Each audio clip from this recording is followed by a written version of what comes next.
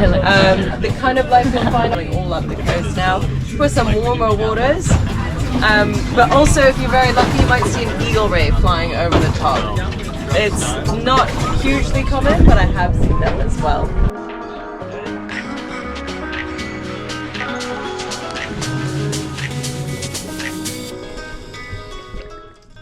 After a very interesting dive, just before on Wonder Reef, which you can check out above, we dropped down on the Scottish Prince. And believe it or not, there's actually a wreck under there, once those fish all move out the way. Now these are all yellowtail scad, and they were covering this wreck. They were all over. Everywhere we look, we were surrounded by millions of these fish. Even Holly's coming through, like, yep, look at that, how cool is that? And I'm just sitting here in this circle on the wreck, looking around, and I'm trying to spin around to show you guys. Literally, look, you're surrounded by fish. This was insane. Now, this very historic wreck on the Gold Coast in Queensland, Australia, the Scottish Prince, was a 64 metre long steel mast iron barque operated by the Shire Line. On 3rd of February 1887, after a 4-month journey from Glasgow, Scotland, the ship ran aground on the sandbar off Main Beach, Southport. The ship was bound for Brisbane, and it was hoped that our cargo, which was mainly made up of beer and whisky, could be salvaged and reached its destination. However, the local population, and we know Australians, they love a few good drinks, had their own idea and decided to plunder the precious cargo. They looted it all before the salvage attempt could be made. Several days later, the ship became a total wreck when the storm hit and sunk below the waves. And honestly, now resting at a maximum depth of 12 metres, this wreck is covered in marine life. We were told by the guys at Gold Coast Dive Adventures that this wreck is covered in wobbegongs. And honestly, we were not disappointed. They're so cute, wobbegongs. They're a type of carpet shark. They just lie there, resting in the sand, and will go and hunt when they're ready, but normally they'll just lie there and wait for their prey to come to them.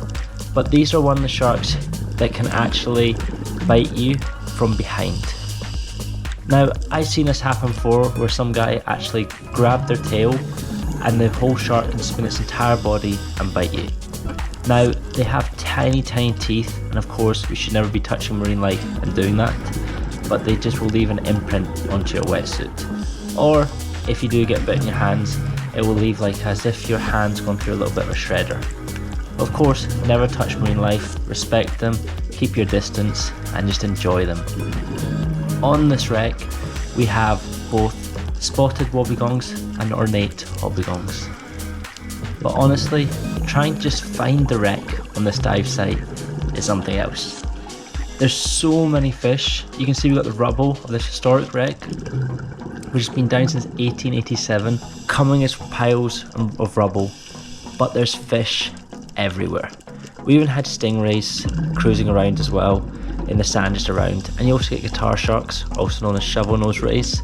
But honestly, you're moving around this wreck and you feel sometimes you're inside a wreck, wondering, when did I go inside the wreck? How have I got an overhead over me? And you realise looking up, it's actually just the sheer volume of fish. Sometimes you're completely bait-balled, as you can see here, and you cannot, it's just like a cloud coming over at day where you cannot see anything. It gets so dark, you're like, where's the sun gone? It's like that with these fish, clouds of fish just coming over the top of you and surrounding you the entire dive. As Holly's pointing out, 3 wobbegongs. Looking around this wreck, there's wobbegongs everywhere, tucked under the rubble, tucked on top of it, and now Holly's saying there's 5 just below. Honestly, the guys at Gold Coast Dive Adventures told us there's gonna be wobbegongs, there's gonna be loads of sharks. You kind of always take a pinch of salt until you jump in and you actually see, oh my god, there is wobbegongs everywhere. I think in total on the wreck we had 40 wobbegongs, and I'm not even joking, we must have had 1 million yellowtail scad. And this is what made the dive. Just these fish bait-balling you, surrounding you the entire time. Even Holly cannot get over it. She's just like, look at this, how cool is this? And actually, surprisingly, a few times we lost each other. Sometimes we'd be cruising along the side of the bait ball and Holly would be on the side, I'd be on the other, and I wouldn't know where she'd gone. Like right now, I'm like, where's she gone? Not realising she was on the other side and had gone up to film me being circled. And this reminded me of like a BBC or a wildlife documentary with Sir David Attenborough talking about a shark hunting the fish, and you had the fish all circling around the shark and moving away wherever the shark was. It was a really unique experience, definitely a really cool dive. It is sometimes said to be the best dive on the Gold Coast, and having dived Wonder Reef and then this, I would honestly say this was a more enjoyable dive. It was shallower, yes, only 11-12 metres, top of it's about 8 metres, but it was just the marine life on it. We didn't have the best visibility, as you can see, a little bit green, a little bit murky, you can see the sediment moving through. As you're shallow, you're getting a bit of the swell and surge as well. Holly decided that she wanted to see some of the wreck, so she's pushing the fish out the way, having fun. But honestly guys, I really hope you enjoyed coming out, exploring this awesome wreck, surrounded by wobbegongs, yellowtail scad. Stay around to the end, some cool stuff coming up. And right guys, don't forget to subscribe, like and comment. And as always, stay safe guys, dive loads, and we'll see you guys on the next dive.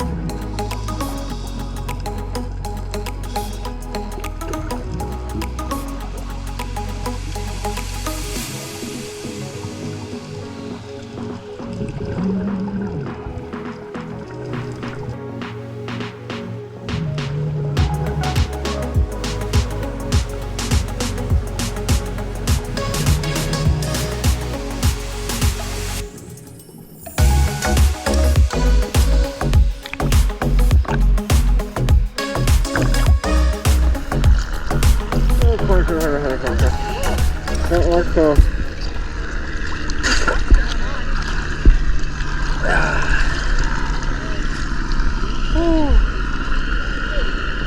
Yeah, fun. So cool for the fish.